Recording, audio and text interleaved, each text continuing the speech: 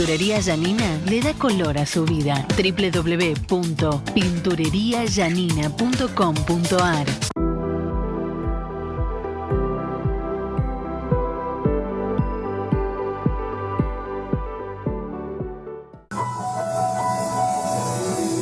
Seguimos aquí en Panorama 360, señoras y señores, y hoy vamos a tener una entrevista interesante, especial. Vamos a hablar de los organismos de seguridad de la Argentina y del tema AMIA, un tema que todavía no tiene solución, algo raro, y vamos a ver el porqué. Miguel Ángel Toma, ex secretario de Inteligencia del Estado argentino, bienvenido, gracias por estar con nosotros. Gracias por la invitación. No, por favor. Bueno, la Comisión Interamericana de Derechos Humanos dijo que el Estado argentino no hizo lo posible con el tema de AMIA. Usted estuvo, después de el gobierno de Menem, durante el gobierno de Duhalde, dirigiendo el organismo justamente del Estado.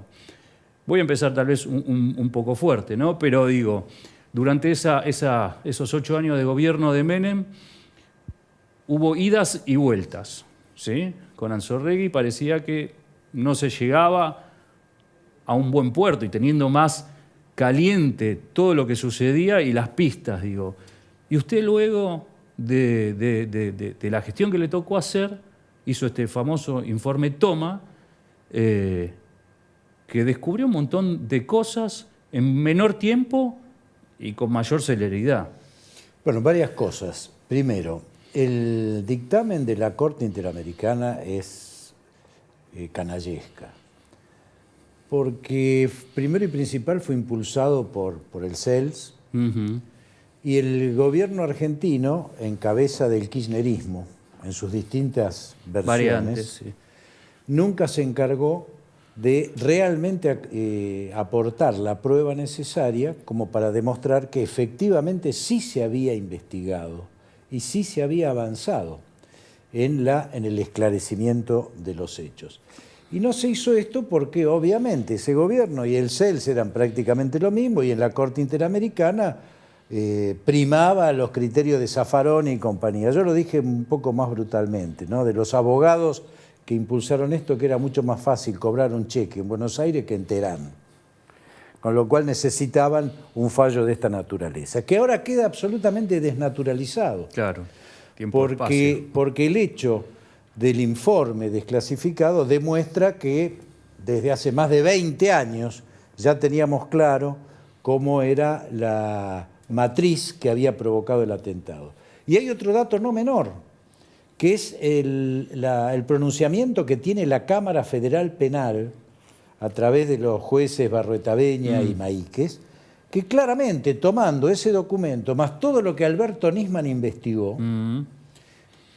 establece claramente la responsabilidad de Irán y de Hezbollah, y determina además que Irán es un Estado terrorista, que no fue el accionar individual de algunas personas, de ciudadanos iraníes, sino que era el Estado iraní el responsable de los atentados en tanto Estado, por lo tanto un Estado terrorista. Dicho esto, vamos a la segunda parte de su reflexión. No se investigó nada desde el 94, no es cierto. Hubo muchas... Ahí estaba lo local, ¿no? Se enfocaron en la trama más local de la conexión. La conexión local, la verdad, nunca existió como tal, y después la justicia determinó que había sido... Bueno, pero eso, digo, también fue como... unos reducidores que en connivencia con policías corruptos de la bonaerense habían vendido una Traffic que no sabían que iba a ser para un atentado, esto está claro. Pero digo, yo pude armar este plexo que se constituye en este informe porque fuimos tomando todos los avances, dudas, problemas que se fueron generando desde el 94 en adelante, pero que hubo avances. Si no era imposible en 8 meses o 10 meses, como nos tardó el informe, poder juntar todo. Obviamente hubo que resolver problemas internos.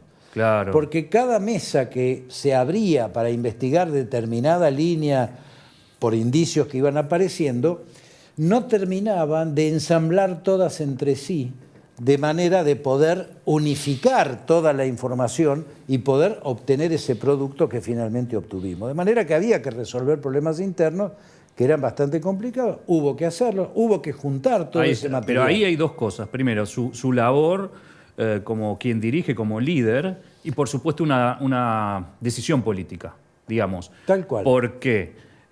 Porque si el gobierno anterior había llevado la investigación por otro lugar, viene usted y con los mismos agentes los une y cada uno da más información de lo que tiene, bueno, hay una decisión. El problema que hay dentro de cualquier estructura, acá en Estados Unidos o en la China, de inteligencia y de seguridad, es la falta muchas veces de comunicación interna que genera problemas severos. El ejemplo más claro de eso es lo que ocurrió con las Torres Gemelas. El FBI investigaba por un lado determinados elementos, la CIA por otro, uno en lo interno, otro en lo externo, no había los cruces necesarios y le voltearon 2 torres. Como yo venía de 10 años de presidir la Comisión Bicameral de Inteligencia desde el Congreso, tenía muy claro cómo se había ido desarrollando la investigación y qué era lo que había que resolver internamente y juntar todos esos elementos para obtener un plexo unificado, que fue este informe, que ciertamente implicó constituir un equipo multidisciplinario. ¿Por qué? Porque este informe no era un simple informe de inteligencia, sino que todas las partes y las afirmaciones que se iban haciendo, se iba agregando el componente probatorio. Ajá. ¿Por qué? Porque como nosotros éramos auxiliares de justicia, y esto lo estaba investigando el juez Galeano, necesitábamos darle consistencia a esa afirmación o a esas afirmaciones que íbamos generando en el informe con la prueba documental. Y esto fue muy significativo porque no nos olvidemos que a partir de eso el juez Galeano dicta por primera vez pedidos de circulares rojas. Que bueno, después con la creación de la UFIAMIA, Alberto Nisman al frente de la investigación profundiza, hace una tarea realmente encomiable en la dirección que tenía ya este informe, profundiza distintos aspectos, etcétera. Trabaja mucho sobre la penetración de Irán en América Latina en general. También en un contexto político, ¿no?, que facilitaba eso. Contexto político donde... Posterior, ¿no? Pero digo, los primeros años del 2000... Claro, los primeros años de Kirchner, esto debo reconocerlo, más allá que yo siempre he sido un férreo opositor de él, Kirchner crea la UFIAMIA y mantiene como política internacional un permanente reclamo sobre Irán y deja trabajar muy bien a Nisman e incluso ratifica a la Secretaría de Inteligencia como auxiliar de Nisman en cabeza de Jaime Estiuso, que había sido uno de los componentes importantísimos en el desarrollo de este informe, que era de un equipo, insisto, multidisciplinar, por la necesidad de darle consistencia probatoria, volumen. Y por lo tanto necesitábamos abogados que trabajaran en todo esto. Ahora, cuando cambia el posicionamiento geopolítico de la Argentina con Cristina Fernández a partir del 2010, bueno, ahí se empieza a, como diríamos desde la tribuna, a pudrir todo.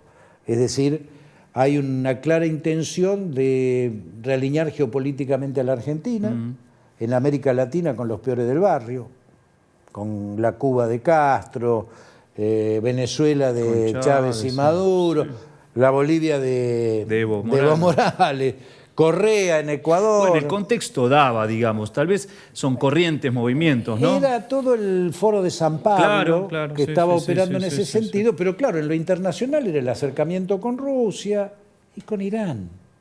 Nadie sabe muy bien por qué la Argentina y Cristina Fernández dio ese giro particularmente con Irán. Hay muchas especulaciones, ¿no?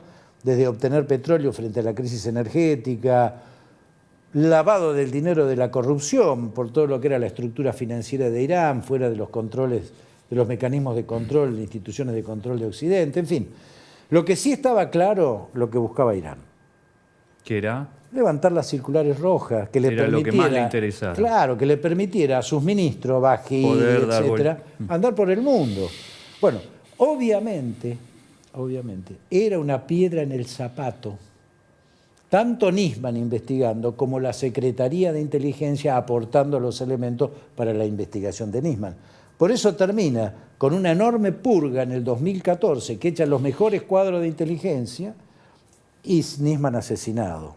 Esta es la secuencia. Ahora, la palabra que utilizó es asesinado. No sé, está comprobado en la causa. La última pericia fue muy determinante, ¿no? A Nisman lo matan entre 2 personas, lo ponen en el baño, previamente lo drogan, y además el dato de la pistola planteada, trazable por parte de Lagomarsino, el técnico informático. O sea, no podía construirse la hipótesis del suicidio, que era lo que estaba buscando el gobierno, si no había una pistola trazable. Era clarísimo que era parte de la operación. Ahora, estamos entrando en temas delicados, ¿no? ¿A quién le servía la muerte de Nisman? A 2. Al gobierno, había que sacar la piedra del zapato, y a Irán. Más claro, agua. Ahora, cuénteme un poco de Irán, por favor. Somos un programa también que se destaca por lo internacional. ¿Cómo es trabajar dentro de los organismos de seguridad y su relación también con otros organismos que también tienen oficinas en la Argentina? Sí, bueno, fue fundamental para nosotros poder armar este plexo con toda la información que tuvimos que ir tomando parcialmente y sistematizarla. ¿Tuvo que cambiar algo de la estructura? Sí, tuvimos que tomar decisiones muy duras. Yo tuve que resolver un conflicto interno que impedía juntar una parte muy importante de la investigación, que estaba en la Sala Patria.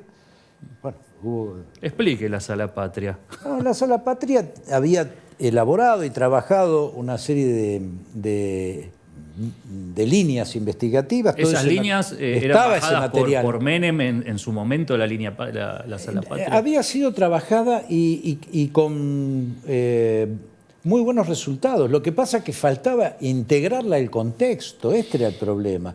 Estaba todo por separado, los elementos, que una vez que se juntaban, terminaban conformando un plexo muy, muy sólido y consistente, pero mientras se mantuviera como separado, bueno, obviamente no adquiría la coherencia que finalmente adquiere el informe cuando resolvimos esa contradicción interna.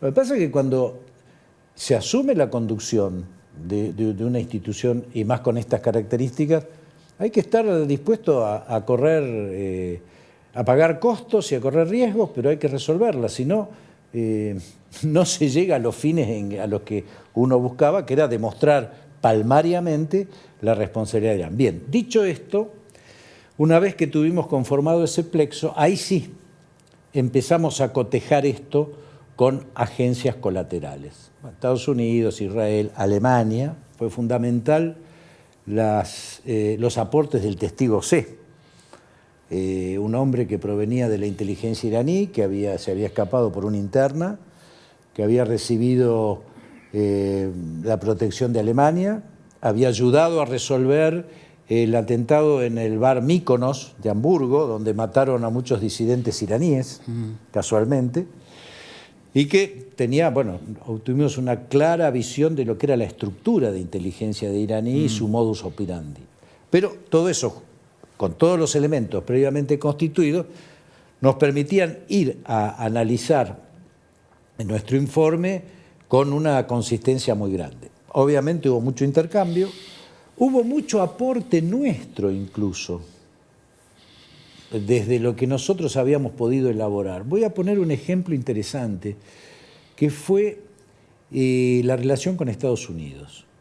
Estados Unidos venía del atentado a las Torres Gemelas. Claro, sí. Cambió el mundo, eso totalmente. Que cambió el mundo. Todo, sí. Consecuentemente tenían un plexo informativo y de inteligencia muy fuerte sobre Al-Qaeda.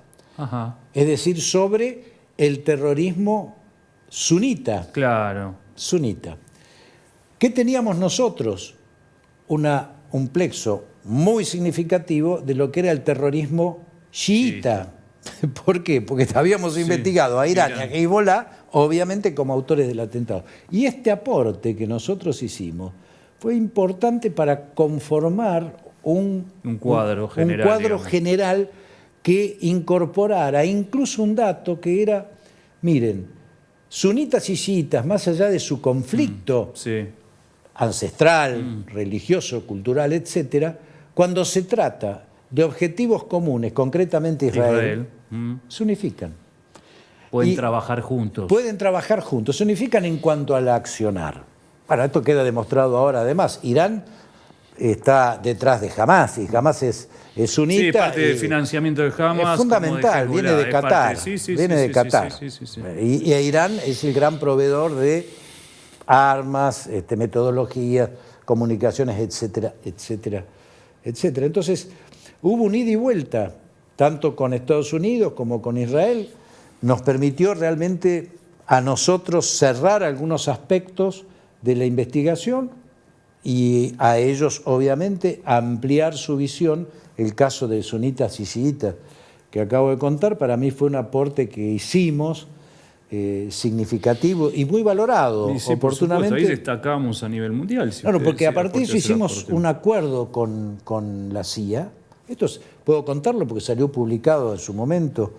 Yo viajo a Estados Unidos, estamos una semana trabajando en Langley. A partir de eso hubo un acuerdo con George Tenet, que era el jefe, un acuerdo antiterrorista para trabajar en común. Esto lo publicó el diario Clarín en su momento. O sea, realmente hubo una verdadera feedback, ida y vuelta, que nos potenció a todos en esta tarea común de combatir, digamos, el terrorismo, ¿no? Ahora, esto es una suposición. Está detrás un país como Irán. ¿Por qué? Bueno, Irán porque, a ver, Irán tiene una Más allá visión de su confrontación con Israel. histórica con Israel. No. Es ¿Por qué mucho- en territorio es argentino? mucho ¿Por más qué en la amplio. época de Menem? ¿Por qué? Mucho más amplio. En realidad, Irán tiene una visión de expansión de su revolución islámica, como ellos entienden el Islam, a nivel global.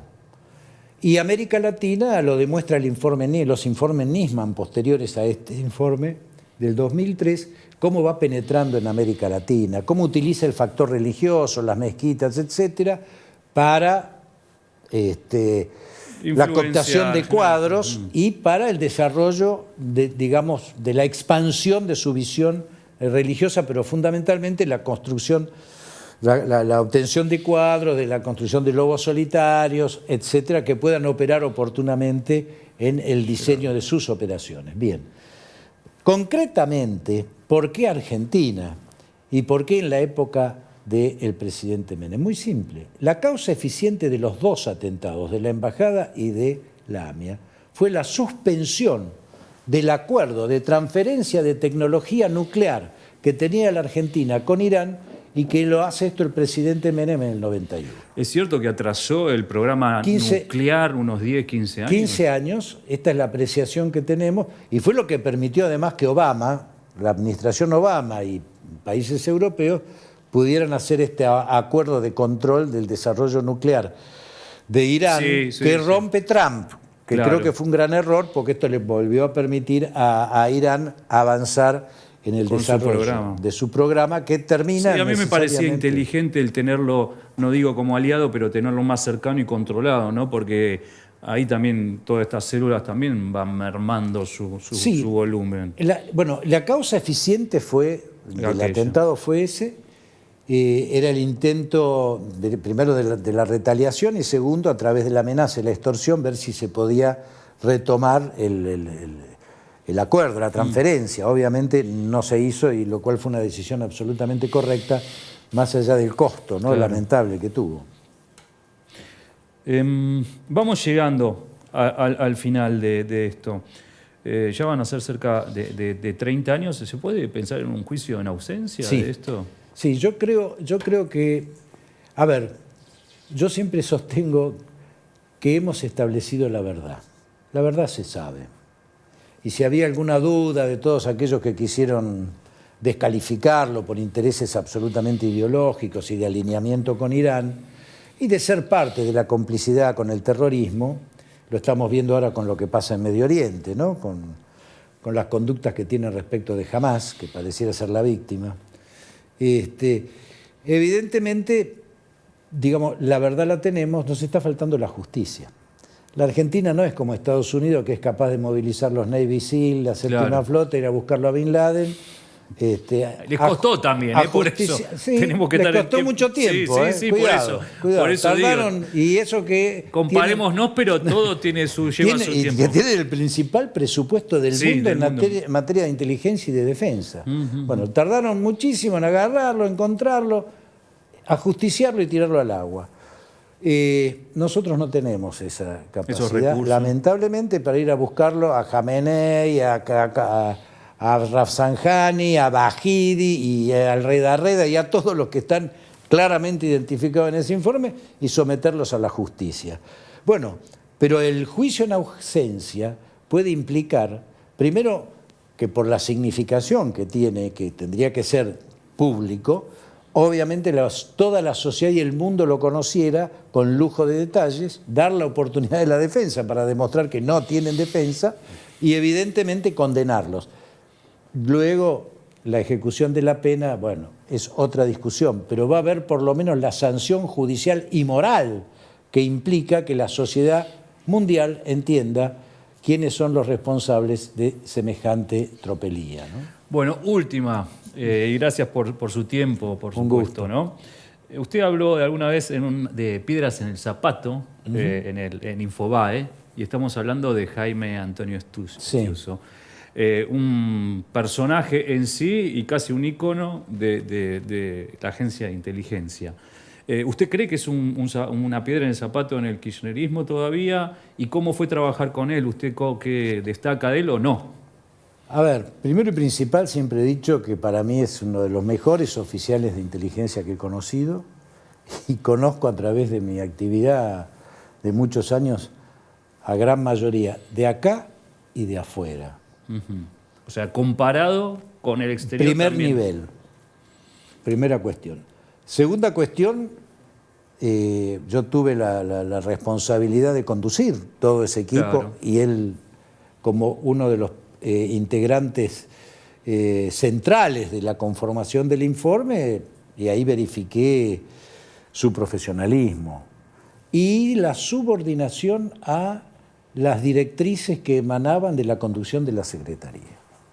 Desde ese punto de vista, debo reconocer también que parte de ese profesionalismo era precisamente la responsabilidad y responder a los lineamientos que se habían determinado. Obviamente, como digo, se tuvo que conformar un equipo multidisciplinar.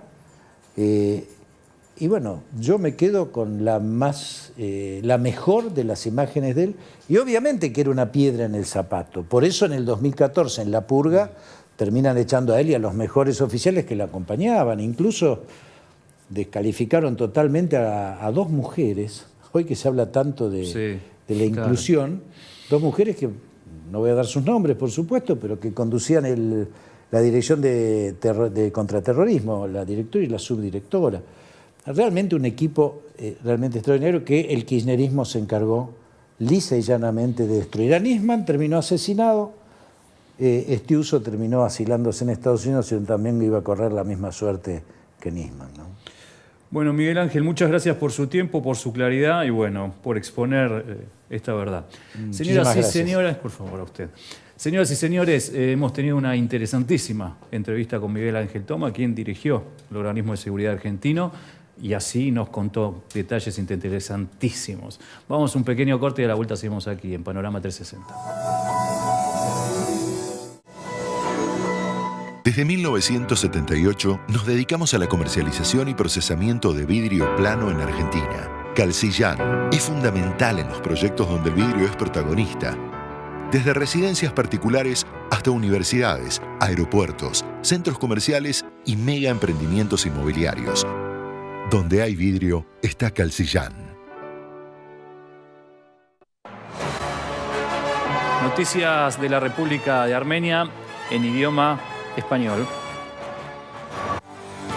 Mirzoyan, paralelamente a las negociaciones sobre el Tratado de Paz, Azerbaiyán está creando nuevos obstáculos que retrasan el acuerdo. El ministro de Administración Territorial e Infraestructura de Armenia se reunió con la representante especial del Departamento de Estado de Estados Unidos. Ararat Mirzoyan felicitó a Alain Berset por asumir el cargo de secretario general del Consejo de Europa. Según el canciller armenio, el desbloqueo de las comunicaciones será un factor adicional de paz en la región. Georgia celebra la decisión de iniciar el proceso de demarcación entre Armenia y Azerbaiyán.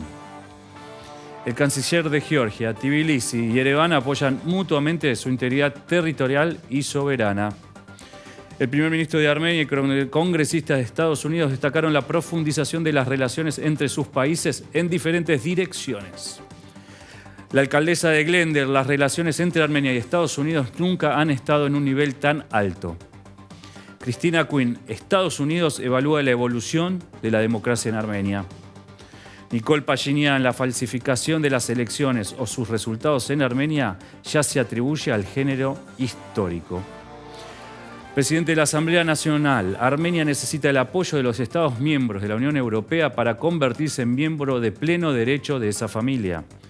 Los diputados del Parlamento Europeo hicieron una declaración conjunta sobre la cooperación militar entre Armenia y Francia.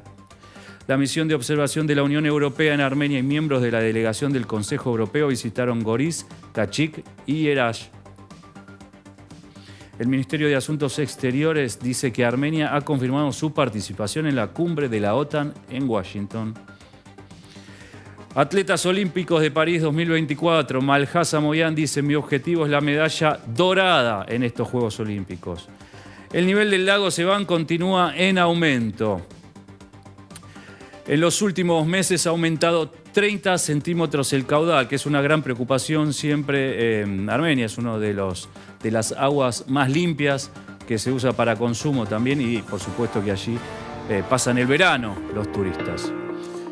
En cuanto al fondo, Armenia estuvo, allí vemos cómo dando hogares en la región de Gyumri. Vamos a escuchar qué dice el presidente de Armenia. 88 թվականի երկրաշարժի հետևանքները վաղուց պետք է ավարտած լինեին, բայց քանի որ դեռևս կան, ուրեմն իշխանությունը, պետությունը, մենք բոլորս պարտավորություն ունենք, որպեսզի այդ ամեն ինչը վերացնենք եւ բոլորս միասին ապացուցենք, որ մեր ձգտումը ավելի լավ ապրելու, մեր ձգտումը ավելի բարեկեցիկ երկրում ապրելու։ Երկու բնակարանի համարը որն է։ Allí vemos a los niñitos cómo entran a su hogar. Han vivido en lugares que la verdad eran dolorosos, pero ahora el Fondo Armenia, gracias a esta ONG que trabaja incansablemente, tienen su hogar bien merecido. Señoras y señores, así llegamos al final del Panorama 360. Esperemos que les haya interesado y gustado nuestro programa. Nos vemos la semana que viene aquí en UCL, Noticias Latinoamericanas para el Mundo. Chao.